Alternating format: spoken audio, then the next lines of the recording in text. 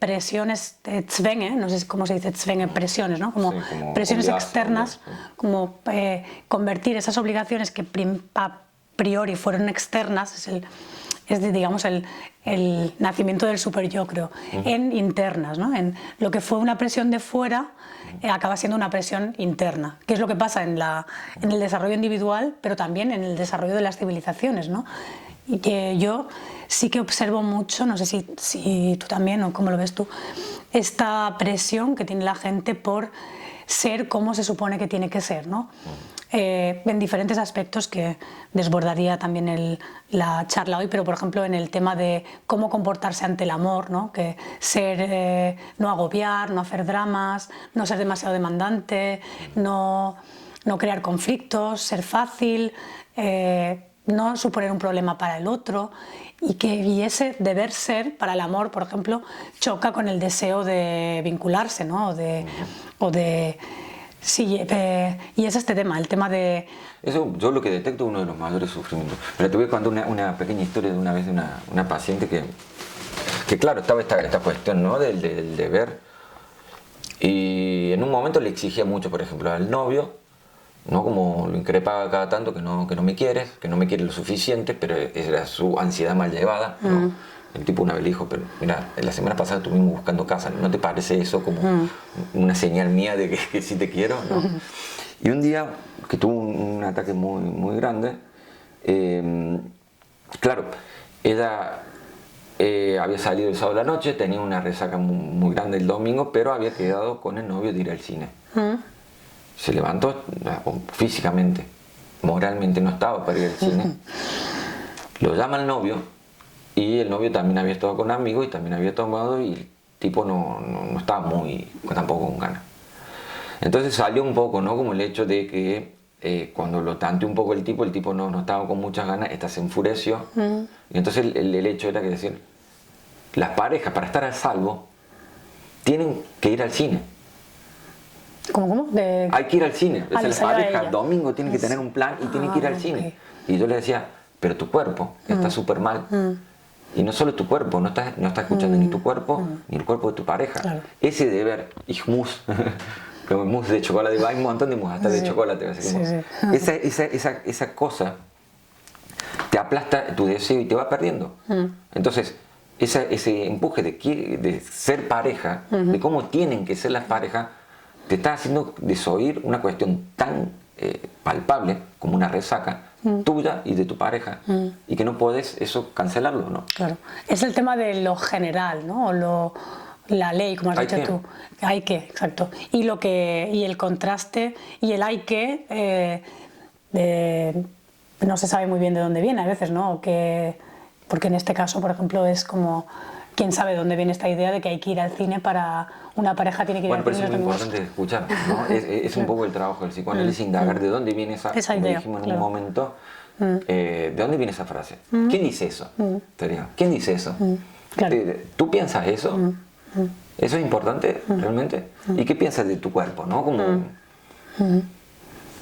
más allá de, porque es preguntarle sobre el deseo, porque obviamente esa mujer no tenía ganas de ir al cine, no podía.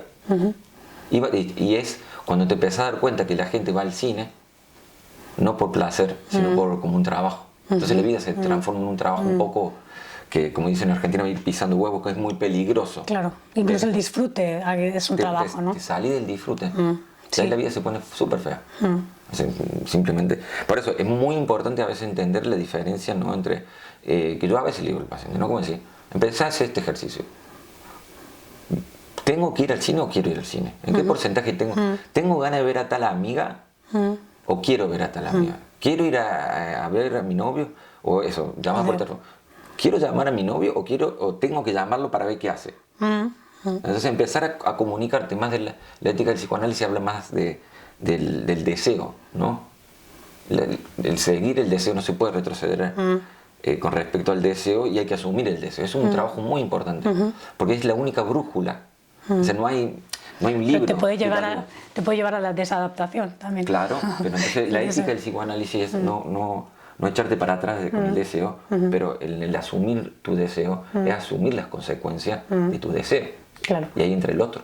Claro, claro. O sea, vos querés hacer algo ilegal, está bueno reconocer eso, hablemos más de eso y hablemos de las consecuencias de tu deseo. ¿No? Sí, sí. Entonces, tu deseo, en la asunción de tu deseo, es también integrar al otro, ¿sí? Quizá también a veces como un margen, ¿no? Claro, que también muchas veces el margen también te lo pone el otro, ¿no? Es como pensar que o sea, es uno de mis temas a la hora de, o mis formas, digamos, de trabajar el deseo también. La conciencia de que el límite externo no siempre lo tienes que poner tú. O sea, como si tú trabajas para acercarte más a tu deseo, mucha gente piensa y lo verbaliza, me voy a convertir en un psicópata, porque si me he estado reprimiendo tanto, digamos, es como que he estado considerando que lo que yo quiero es egoísta y expresar mis deseos o sea, expresar mis deseos es algo egoísta, porque estoy acostumbrado a no hacerlo. Cuando empezamos a trabajar en la dirección del deseo, aparece muy fuertemente la sensación de voy a convertirme en una persona sin empatía o un psicópata. ¿Eso es lo que quieres ella? ¿Eh? La pregunta es, ¿eso es lo que quieres? Que lo que quiere No, eso es lo que... Bueno, el temor y el deseo son como que están uno al lado del otro, ¿no? En eso uno cuando escucha en análisis, ¿no? Como decir, tengo miedo a esto, hay que estar muy atento a decir, muy cerca de ahí hay un deseo, e inverso.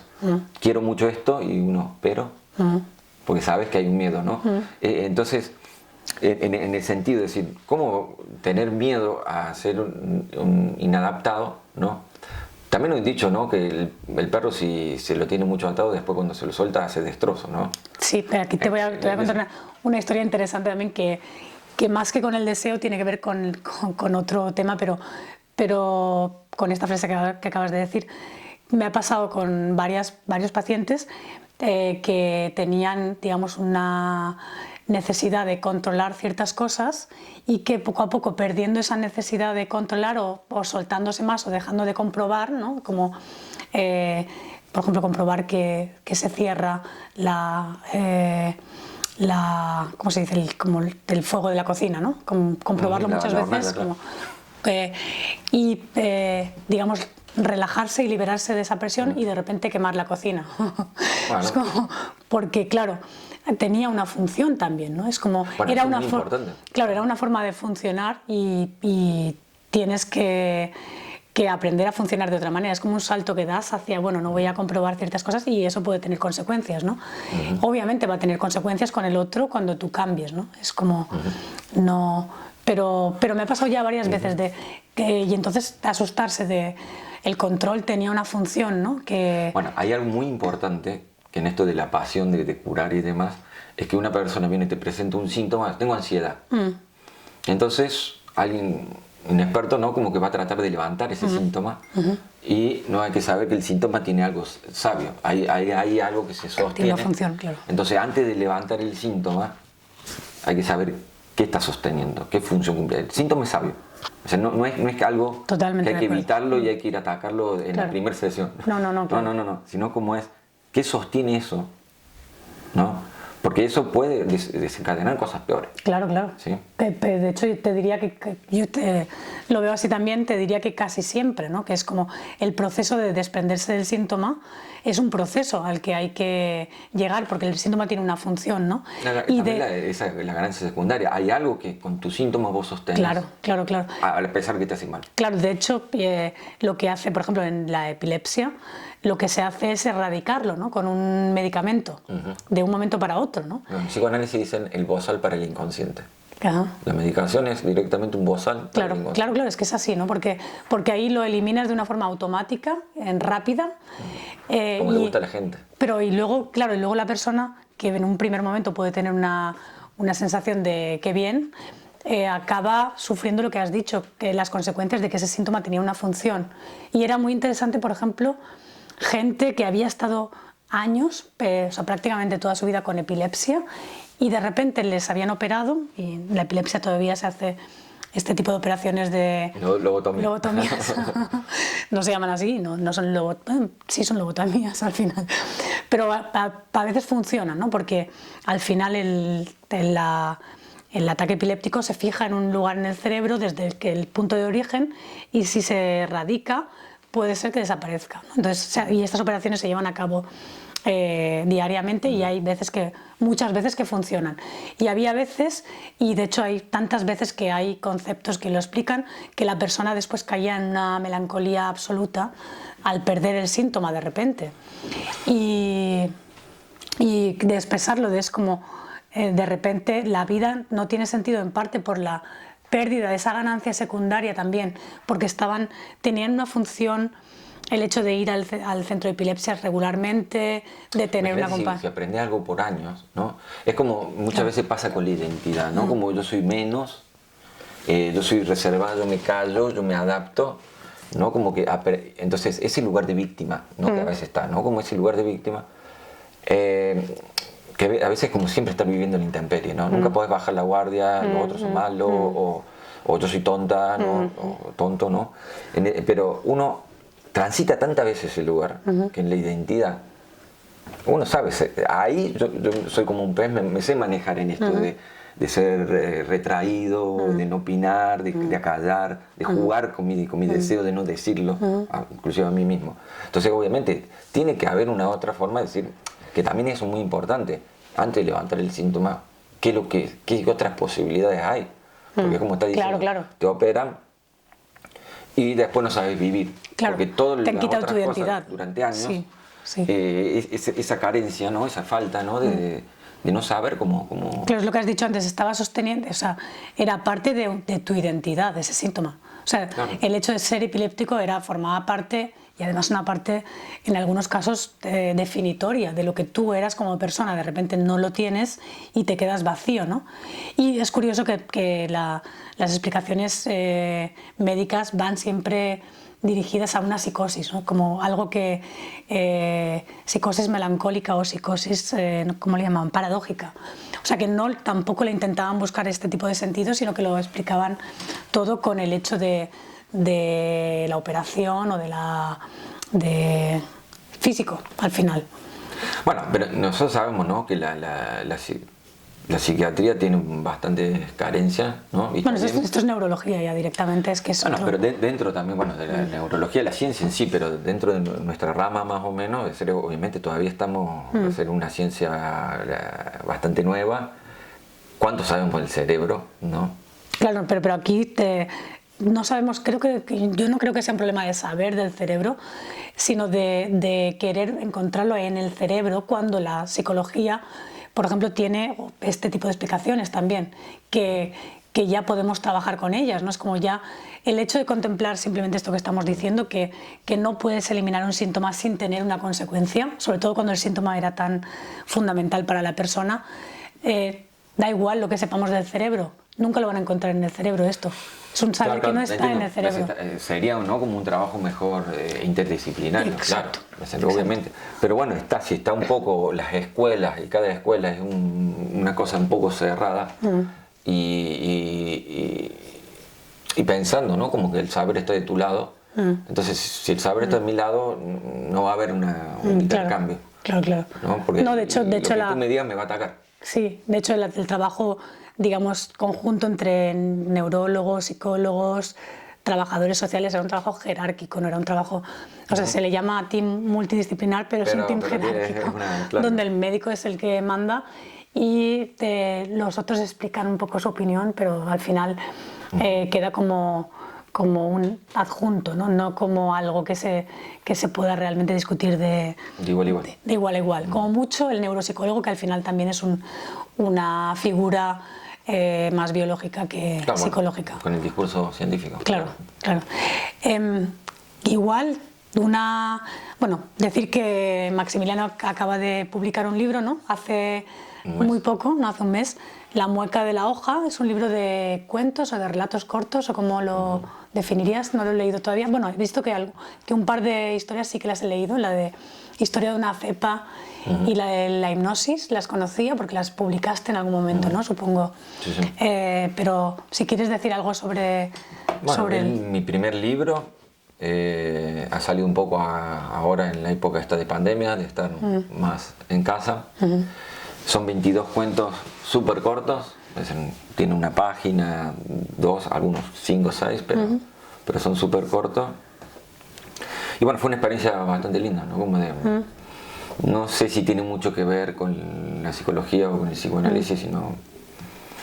Obviamente siempre hay algo de eso, ¿no? Como que es parte de mi personalidad, pero creo que son un poco más humorísticos, medio humorístico y medio filosófico, ¿no? Un poco de buscar un poco el desconcierto. Hay mucho de eso, ¿no? Como también esto, ¿no? Como es curioso porque es lo que has dicho al principio en tu trabajo como psicoanalista, ¿no? De buscar el desconcierto. Es que el malentendido trae nuevos significados constantemente y pone en crisis al otro, ¿no? En asumir lo que ha dicho, ¿no? Como y a mí me fascina el malentendido. Pero en ese sentido sí que sería un libro interesante a la hora de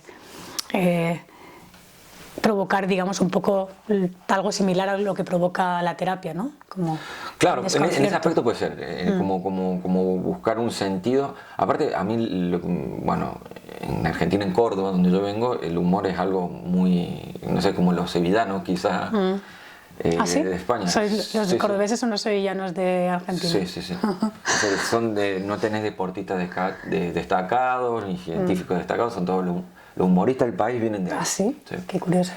Y entonces el humor está muy marcado, entonces, pero también veo que el humor es algo muy importante, es muy bueno para hacer entender, ¿no? Algunas cosas. A veces se tocan temas súper difíciles, y a través del humor es uno de los mecanismos de defensa más mecanismo de defensa, dice ella. Sí, esto me hace acordar un poco esto de Freud y este libro, ¿no? El chiste y su relación con el inconsciente, que me pareció fantástico, ¿no? Como un tipo, ¿no? En la que hace más de 100 años atrás, ¿no? Como ponerse a estudiar así metódicamente cómo funciona el chiste y buscar una explicación. Sí. Porque Freud parece que era un hombre bastante serio, ¿no? ¿Ves la imagen que da? Sí, la verdad no sé cómo habrá sido en el sentido del humor. Pero eso no lo hace en plan del humor, de tener una afinidad con el humor. Como esto, ¿no? También la psicopatología de la vida cotidiana, ¿no? Que empieza a ver los lapsus, los olvidos, ¿no? Como el sueño, que es súper importante también.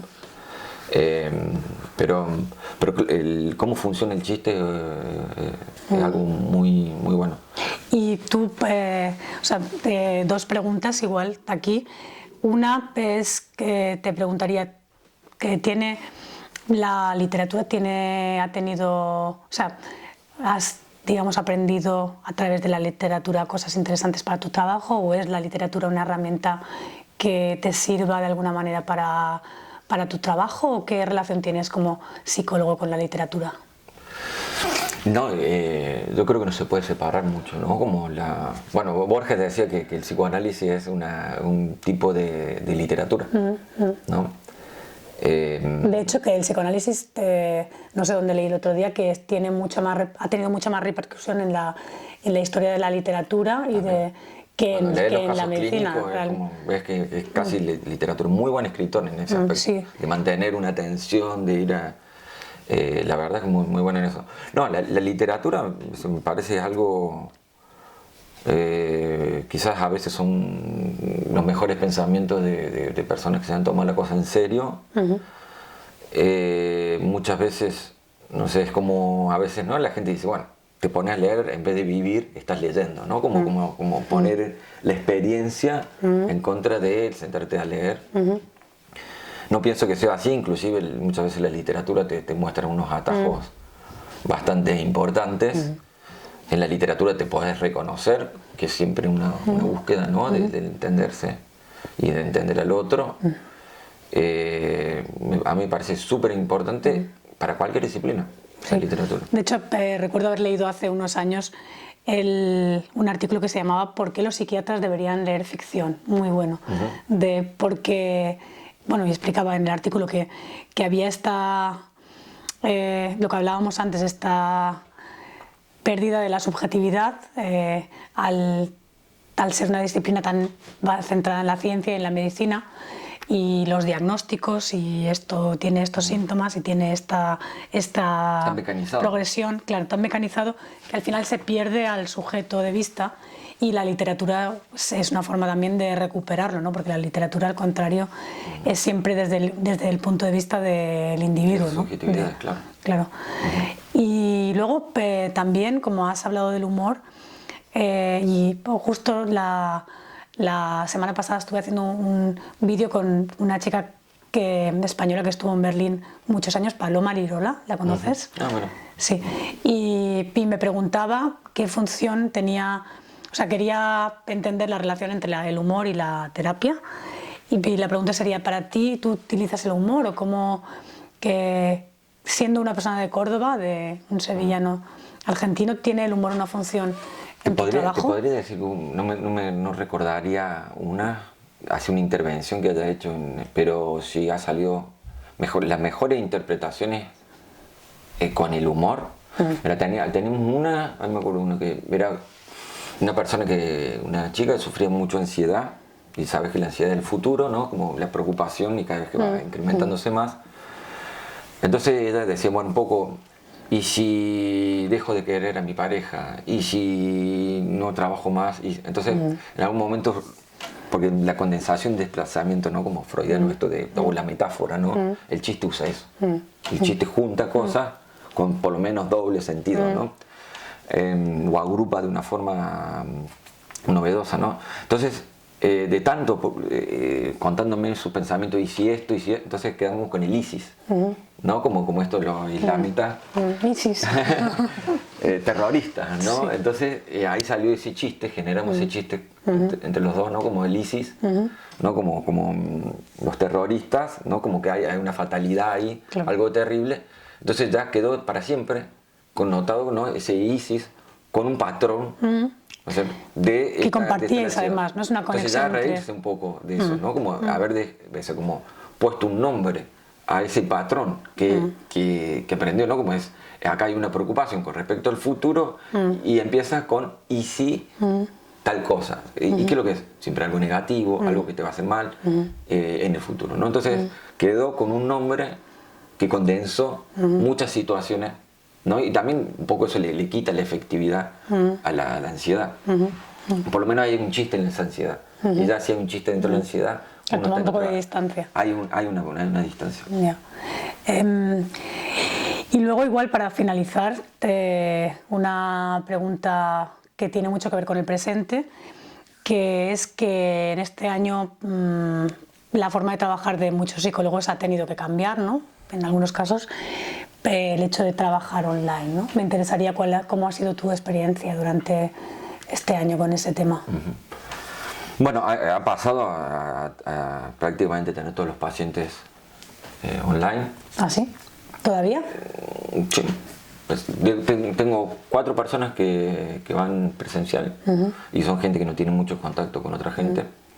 Entonces, inclusive me parece importante que vayan. Y después, por lo general, todo lo demás están por Skype. Y bueno, supongo que tendrás nuevos también, ¿no? Como gente, o sea, ¿tienes pacientes que solo hayas conocido por online o por Skype? Lo que pasa es que es importante, a partir de mi experiencia. Yo creo que es difícil empezar con alguien que no conoces, que no está la transferencia hecha, ¿no? Como que no hay ya una relación de trabajo establecida. Es más difícil empezar. Lo he hecho, pero me ha costado mucho más. Pero claramente, ¿sí?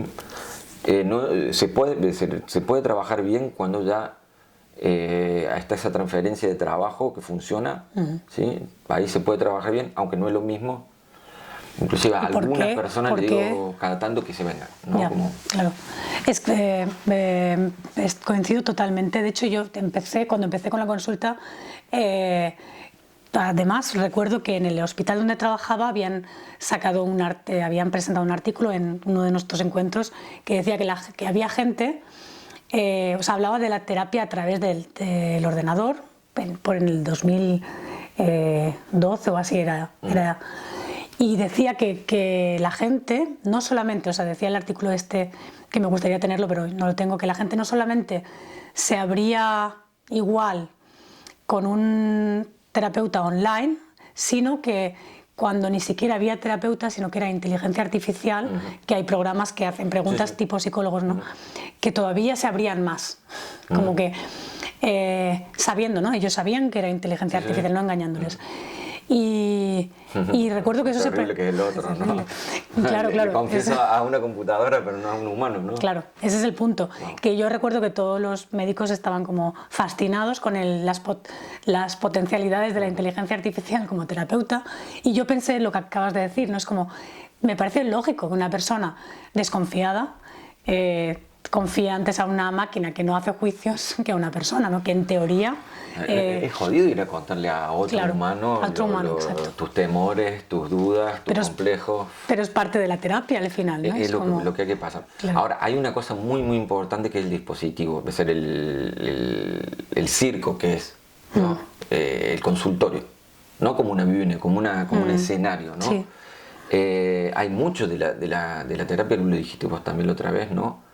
Es decir, que es la ida al consultorio, en donde la persona se dice, a ver, ¿qué tengo que decir? ¿Qué no le voy a contar?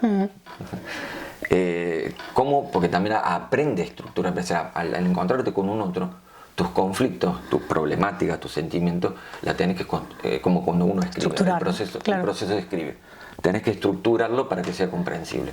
Entonces, en ese aspecto, el ejercicio ya de ir a sesión, después trabajar en la sesión, claro. Y después que salís, obviamente te habrán dicho alguna vez, o a mí me pasó también cuando salí de terapia, de caminar 2 cuadras y no saber dónde estoy. Sí, ¿no? Como, y que te quede quizás una hora la cosa toda ahí dando vuelta, de entendiendo y masticando lo que se ha hablado. Entonces, si te pones a ver, quizás son en esa hora, quizás, por decirlo, de sesión, en realidad son 3 horas que le estás dedicando a pensar tu problemática. Claro. Entonces, por Skype es 2 minutos antes, en pijama. Desconectas y ya a otra cosa, ¿no? Sí. Entonces no es tan efectivo. Obviamente sirve. Pero yo estoy contigo, de hecho, yo empecé a trabajar online y me di cuenta, online y presencial, me di cuenta rápidamente que online no era lo mío. Pensé entonces, ¿no? O sea, como en aquel momento simplemente dejé de trabajar online y me dediqué a presencial, y ahora llegué a la misma conclusión, que no es que generar la relación solamente a través de, o sea, una persona que no conoces a través del ordenador es mucho más difícil, sí. Y luego lo que sí que hago de vez en cuando es cuando alguien ya ha hecho terapia conmigo y se marcha, continuar las sesiones, aunque a veces recomiendo que se busquen a alguien en el lugar de origen, porque por lo que acabas de decir, tampoco hay que extenderse más aquí. Y bueno, sí, yo al final no estoy trabajando tanto online, también he tenido la experiencia de que de alguna manera hemos vuelto a lo presencial, ¿no? Que empecé la pandemia, digamos, mucha gente se pasó a online, pero poco a poco la propia gente, y con la oferta también, ¿no? Porque o sea, si no lo ofreces tampoco lo pueden tomar, pero la gente ha ido prefiriendo por su propio pie el tema presencial, también porque mucha gente está sola y es una forma de tener contacto. Sí, yo creo que es como todo, caso por caso. Yo tengo a algunas personas que le ha venido bastante bien hacerlo online. ¿Pero en el sentido de ganancia secundaria o en el sentido...? Quizá porque vive muy lejos, por más cómodo, no a nivel de salud, sino como le queda bien. Cómodo es más cómodo, pero es lo que tiene la tecnología, ¿no? Que hace la vida más cómoda. Más fácil, claro. Pero sí, hay algo de eso de la comodidad. Otra gente que... Yo no quiero ser informático, yo por ahí no paso, ¿no? Wow. Prefiero que nos veamos y está bien y funciona así. La otra vez, por ejemplo, que hablamos con una chica, y eso fue bueno, es porque, bueno, tuvo unos meses en Argentina y ahora volvió, entonces ya hacía bastante tiempo que no nos veíamos. Después de 15 días vino y claro, en el diván, ¿no?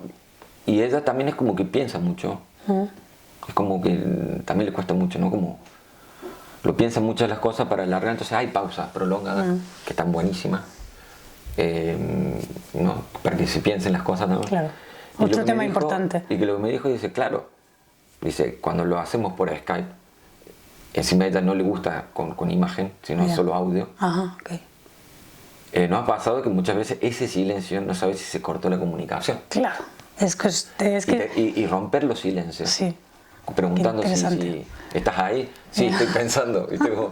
Entonces, eso ahí tenés una cuestión terrible. Que bueno. Ese momento que tiene ella, ¿no? Como para pensar, para quizás a veces con angustia del ejercicio, ¿no? De sacar para afuera. Claro, eso no lo había pensado porque yo no trabajo con diván, claro, entonces cuando uno de los temas con el Skype es que es la cara constante, las dos, ¿no? Que también es estresante porque cuando uno está en una consulta, pues está sentado, está la ventana, los ojos se mueven, ¿no? Puedes mirar aquí y allá. Cuando estás trabajando delante de la pantalla tienes la cara.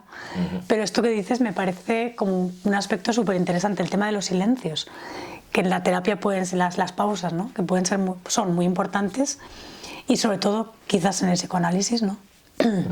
Sí, lo que hay más tolerancia, ¿no? También a los silencios. Son buenísimos. Claro. Pero en el sentido de, por ejemplo, toda la gente, o la mayoría de la gente que están en diván conmigo, han preferido después tener Skype sin video. Porque lo que hace el diván es no tener el contacto visual. Claro, es una continuación, pero entonces este aspecto, de repente estar de vuelta cara a cara, claro, es demasiado. Claro, pero además, lo que has dicho me lo pensaré más, pero es justamente algo que igual es difícil de superar, ¿no? El tema de qué significa el significado, ¿no? El sentido. No es lo mismo un silencio cuando se corta la comunicación que un silencio porque se está procesando algo, ¿no? Y el hecho de no poder estar seguro ya es una interferencia constante casi, ¿no? Importante, ¿no? Claro. No, y sobre todo que a veces ha pasado, ¿no? Que se corta. Claro que pasa. O sea, es que eso se corta o se escucha un poco mal, claro. puede ser tu señal o la señal de otro, no sé, pero... Y entonces, obviamente no hay nada como en el consultorio encontrarse persona a persona, pero también se agradece este dispositivo, ¿no? La posibilidad de... Mejor que nada a veces, ¿no? Pero... Sí, es importante, es bueno porque también es independientemente de dónde está la persona, si está de viaje, si está estudiando en el exterior, puede continuar con su terapia, pero a nivel provisorio, ¿no? Ok. Por mi parte, que podría continuar hablando contigo toda la noche, pero habremos de cerrar en algún momento, pero te querría preguntar si tú tienes algo que quieras preguntar o decir, o algo que creas que es importante y no... Sí, importante es agradecerte por la invitación y decirte que me ha sido muy ameno la charla. Gracias.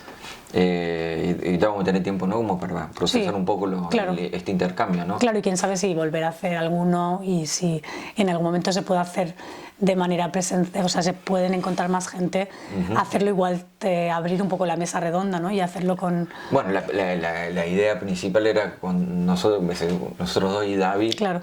Que hubiese estado también muy bueno. Pero bueno, salió así porque tenemos que estar bastante... Claro, veremos, pero vamos, que no será seguramente no, seguro el último encuentro que tengamos. No, por supuesto no. Pues muchas gracias y... Hasta la próxima.